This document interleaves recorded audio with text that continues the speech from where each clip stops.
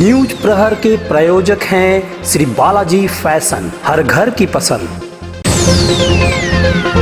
केंद्रीय मंत्री पद के हटाए जाने के बाद आखिर बाबुल सुप्रियो ने राजनीतिक को कहा अलविदा। आसनसोल से सांसद पद छोड़ने की बात भी कही। बाबुल के संन्यास की घोषणा ने आसनसोल समेत बंगाल की सियासत में उफान। जितेंद्र को विश्वास नहीं, अमरनाथ ने कहा पहले देना चाहिए था इस्तीफा। बात सुनकर खराब लग रहा है, दुख हो रहा है। सलानपुर थाना पुलिस ने चोरी के गहने समेत अन्य सामान किया बरामद। चोरी के आरोपी 2 शख्स गिरफ्तार। आसनसोल के सांसद और पूर्व केंद्रीय मंत्री बाबुल सुप्रियो ने 2 दिन पहले ही राजनीति छोड़ने का संकेत एक फेसबुक पोस्ट के जरिए दिया था। अब शनिवार को उन्होंने राजनीति छोड़ने का ऐलान कर दिया है। इसके साथ ही उन्होंने आसनसोल के सांसद के रूप में भी जल्द इस्तीफा देने की बात कही है। मोदी मंत्रिमंडल में ताजा फेरबदल के दौरान उन्हें मंत्री पद से हटा दिया गया था, जिसके बाद उनकी नाराजगी प्रकट हुई थी। बाबुल सुप्रियो ने शनिवार को अपने फेसबुक पेज पर लिखा है, अलविदा, मैं किसी राजनीति दल में नहीं जा रहा हूँ। टीएमसी, कांग्रेस, सीपीआईएम किसी ने मुझे नहीं बुलाया है। मैं कहीं नहीं जा रहा हूँ। किसी को भी सामाजिक काम करने के लिए राजनीति में रहने की जरूरत नहीं है। उन्होंने अपने फेसबुक पोस्ट पर लिखा है कि मैं 1 महीने के भीतर अपना घर यानी सरकारी आवंटित आवास छोड़ दूंगा। मैं सांसद सदस्य पद से भी इस्तीफा दे रहा हूं। गौरतलब है कि बाबुल सुप्रियो इससे पहले भी फेसबुक पोस्ट के जरिए मंत्रिमंडल विस्तार के दौरान बीजेपी केंद्रीय नेतृत्व के प्रति अपनी नाराजगी जाहिर कर चुके हैं। सुप्रियो ने बीती 7 जुलाई को पर्यावरण, वन और जलवायु परिवर्तन राज्य मंत्री के पद से इस्तीफा दिया था। उस समय अपने इस फैसले की सूचना देते हुए उन्होंने अपने फेसबुक पेज पर लिखा था कि मुझे इस्तीफा देने के लिए कहा गया है, लेकिन इसके कुछ देर बाद उन्होंने अपनी फेसबुक पोस्ट में परिवर्तन करते हुए लिखा कि इस्तीफा देने के लिए कहा गया, शायद ये सूचना देने का सही ढंग नहीं था। गौरतलब है कि आसनसोल में बाबुल सुप्रियो के काम को लेकर लगातार सवाल उठते रहे हैं। वे अपने संसदीय क्षेत्र में बहुत ही कम मौके पर दिखाई देते रहे हैं। कई बार तो आसनसोल में उन्हें लेकर लापता वाले पोस्टर भी लग चुके थे। इसलिए जहां तृणमूल उन्हें लेकर सवाल उठाती रही है, वहीं बीजेपी के अंदर भी उन्हें लेकर नाराजगी दिखाई देती रही है। Hey there. Subscribe to my channel. And also press this bell icon.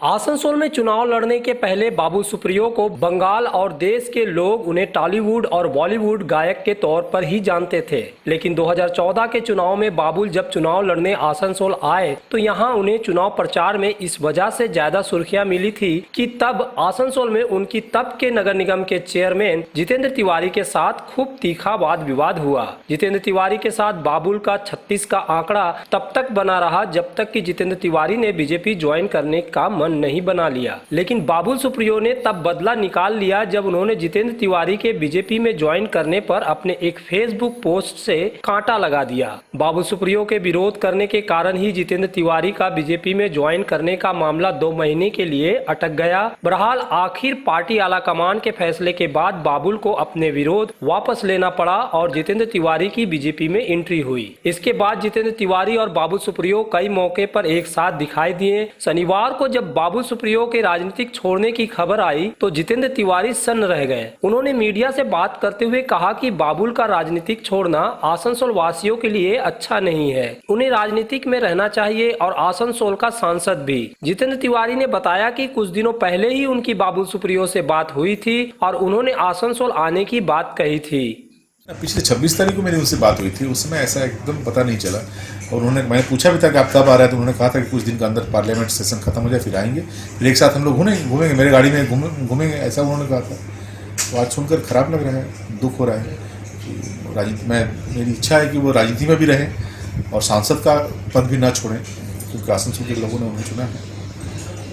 ऐसे व्यक्ति राजनीति से दूर चले जाएं और राजनीति से लोग दूर चले जाएंगे, राजनीति के लिए, समाज के लिए अच्छा नहीं है। बाबुल उनसे बात होगी तब पूरा पता चलेगा क्यों क्या हुआ, लेकिन मेरी दिली इच्छा यही है कि वो रहें। बाबुल जी का मंत्री पद चले जाने का कारण ये हो सकता है क्या? देखिए, ये कारण क्या है ये तो वही सही बता पाएंगे और मेरी उनसे बात नहीं हुई है, लेकिन कारण कुछ भी हो, मंत्री रहे नहीं रहे ये बड़ी बात नहीं है। जो है हमारे पार्टी के बड़े नेता हैं और सांसद हैं, ये दोनों रहे। बहरहाल बाबुल सुप्रियो के राजनीतिक छोड़ने के ऐलान ने तृणमूल कांग्रेस को बाबुल सुप्रियो और बीजेपी पर हमला करने का मौका दिया है। बाबुल के फेसबुक पोस्ट के बाद बंगाल समेत देश की राजनीतिक गलियारे में उनका मुद्दा छाया हुआ है। तृणमूल के बड़े नेता से लेकर आसनसोल के नेता भी बाबुल पर हमले कर रहे हैं। आसनसोल नगर निगम के प्रशासक और तृणमूल नेता अमरनाथ चटर्जी ने कहा कि बाबुल को और पहले ही राजनीतिक छोड़ देनी चाहिए। बाबुल सुप्रियो को सांसद चुनकर आसनसोल के लोगों ने भूल की थी। दरअसल बाबुल ने यहाँ के लिए कोई काम नहीं किया था। ये अगर सचमुच ले लेगा तो आसनसोल का आदमी जनता के लिए भला होगा, क्योंकि 7 साल में आसनसोल की जनता परेशान हो गया उनको खोजते खोजते। वोट का समय छोड़ के उनको अब नहीं मिलता है कभी, इसलिए उन्होंने जो काम नहीं किया है उसका फल आज उनको नेता और बीजेपी वाले उनको दे दिया है, क्योंकि उसको बोल दिया गया है कि तुमको और मंत्रित्व में नहीं देगा और आने वाला दिन में भी तुमको और नहीं रहेगा, क्योंकि तुम 7 साल आसनसोल वासी के लिए कोई काम नहीं किया है। वो जान गया है जो जब हमको उसका लाल लाइट नहीं मिलेगा, वो जान गया जब उसको ये सिक्योरिटी नहीं मिलेगा, तब उन्होंने सोचा कि नहीं हमको अब फायदा क्या है, कि पैसा तो उनका पास कमी नहीं है, लेकिन ये सब कमी था, ये सब बीजेपी के चलते मिल गया था। आसनसोल का जनता धर्म का राजनीति करके भूल किया था, उस टाइम उसको वोट में जीत गया था, लेकिन आसनसोल का जनता आज अफसोस कर रहा है। इसलिए उन लोगों ने फिर मत चेंज करके मलाई घटक को विजयी बनाया। आने वाला दिन में फिर दूसरा किसी को विजयी बनाएगा तृणमूल कांग्रेस का जो काम करता है। बाबुल सुप्रियो 7 साल में आसनसोल के लिए ईवान स्टैंडर्ड बंद कर दिया और ये हिंदुस्तान केबल से एकदम बंद कर दिया। उन्होंने शिल्प मंत्री था, उनको फर्ज था खोलने का, दूसरा फैक्ट्री खोलने का, खोला तो नहीं लेकिन बंद कर दिया। ये खबर बीजेपी वाले लोग को जब मिल गया है, उन्होंने ये सही डिसीजन लिया है। जब सही डिसीजन लिया है तब उन्होंने भी सही डिसीजन लिया है। बृहस्पतिवार को लगातार बारिश की वजह से आसनसोल उत्तर इलाके के आदिवासी गांव बोरिंगडांगा में एक कच्चा घर ढह गया था, जिसमें दबने से एक बच्चे की मौत हो गई थी, जबकि उसकी मां और बहन घायल हो गई थी। इन दोनों घायलों को आसनसोल जिला अस्पताल में भर्ती कराया गया है। शनिवार को बीजेपी के जिला संयोजक शिवराम बर्मन और पूर्व पार्षद आशा शर्मा समेत बीजेपी का एक प्रतिनिधि मंडल घायल माँ बेटी को देखने के लिए अस्पताल गया था, लेकिन आरोप है कि अस्पताल अधिकारियों ने इन लोगों को उनसे मिलने नहीं दिया। कल जो दुर्भाग्यपूर्ण जो घटना घटी थी 15 नंबर वार्ड में, लक्की बाखू नामक जो महिला है और 1.5 साल की बच्ची जो घायल हुई थी, उसे देखने यहाँ हम लोग सभी भारतीय जनता पार्टी के प्रतिनिधि दल शिवराम बर्मन जी के नेतृत्व में सभी लोग यहाँ देखने आए, मिलने आए उनसे। उनका 5 साल का बच्चा घर गिरने के कारण उसकी मौत हो गई। बहुत ही दुर्भाग्य का विषय है। जब उस महिला से हम लोग मिले, उन्होंने कहा कि ना ही उसके पास राशन कार्ड है, ना ही आधार कार्ड है, ना ही कोई तिरपाल दिया आज तक, ना ही उसका कोई घर बनाया। कितनी बड़ी विडम्बना है कि आज एक घर गिरने से 5 साल के बच्चे की मौत हो गई। काश अगर उसे तिरपाल पहले मिल जाता, कारपोरेशन से मिल जाता, काउंसिलर के थ्रू से मिल जाता, तो आज उसका जान बच सकता। आज माँ माटी मानुष की दावा करने वाली सरकार, आज माननीय मुख्यमंत्री को भी मैं बताना चाहती हूँ इसके माध्यम से कि आज देखिए क्या हाल है। यहाँ के मंत्री को भी बताना चाहती हूँ कि एक लापरवाही की वजह से आज अगर उसका आवास होता तो ये घटना नहीं घटता, आज उसका बच्चे का जीवन बच जाता। इसलिए मेरा यही सवाल है कि और आज एक और भी घटना घटी। जब हॉस्पिटल में आए तो यहाँ के जो सिक्योरिटी लोग हैं वो डायरेक्ट क्या कर आप लोग बात नहीं कर सकते हैं, वीडियो नहीं ले सकते हैं। यहाँ के जो चेयरमैन हैं वो देखने आए, खुद उन्होंने अपने हाथ से भर्ती किया है, ऐसा उन्होंने बोला। तो क्या हम लोग बीजेपी के क्या हम लोग आम जनता के पास खड़े नहीं हो सकते हैं? क्या बीजेपी प्रतिनिधि दल क्या उनके साथ खड़े नहीं हो सकते? लेकिन ये उनका भूल है। जब हमारी जनता के पास अन्याय होगा, जब हमारा, तो हम भारतीय जनता पार्टी से मिलकर विरोध करेंगे और ऐसे ही गरीब वंचित शोषित पीढ़ी के साथ हमेशा हम खड़े रहेंगे।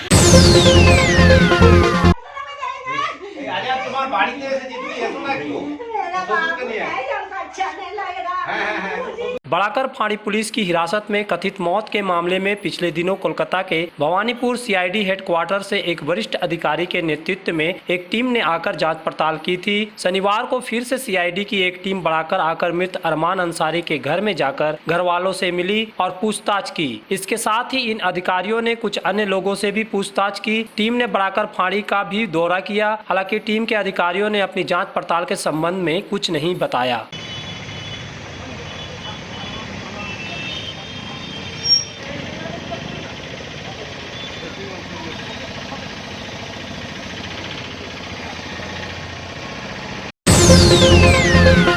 आसुसो शिल्पांचल के चाना मोड़ स्थित प्रतिष्ठित अंग्रेजी माध्यम के आसुसो नॉर्थ पॉइंट स्कूल में 2021 के लिए प्रवेश जारी है। नर्सरी से क्लास 9वीं और 11वीं के लिए प्रवेश खुला है। ऑनलाइन नामांकन की भी सुविधा। स्कूल में सारी आधुनिक सुविधाएं उपलब्ध हैं। Air condition computer lab, air condition auditorium, swimming pool, पूरे स्कूल कैंपस में सीसीटीवी निगरानी, स्कूल ट्रांसपोर्ट की भी सुविधा। संपर्क करें आसुसो नॉर्थ पॉइंट स्कूल में।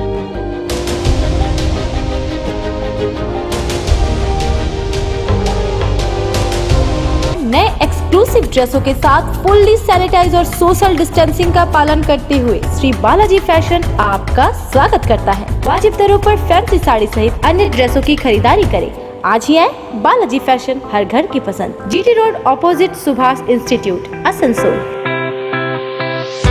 नमस्कार, हम लोग कोविड-19 के लेके फुल सैनिटाइज करके स्टोर फिर से ओपन किए हैं। आप लोग हमारे यहाँ आइए, साड़ी, सूट्स, लहंगा के लुत्फ उठाइए और हमारे यहाँ सारे वेडिंग कलेक्शन भी अवेलेबल है।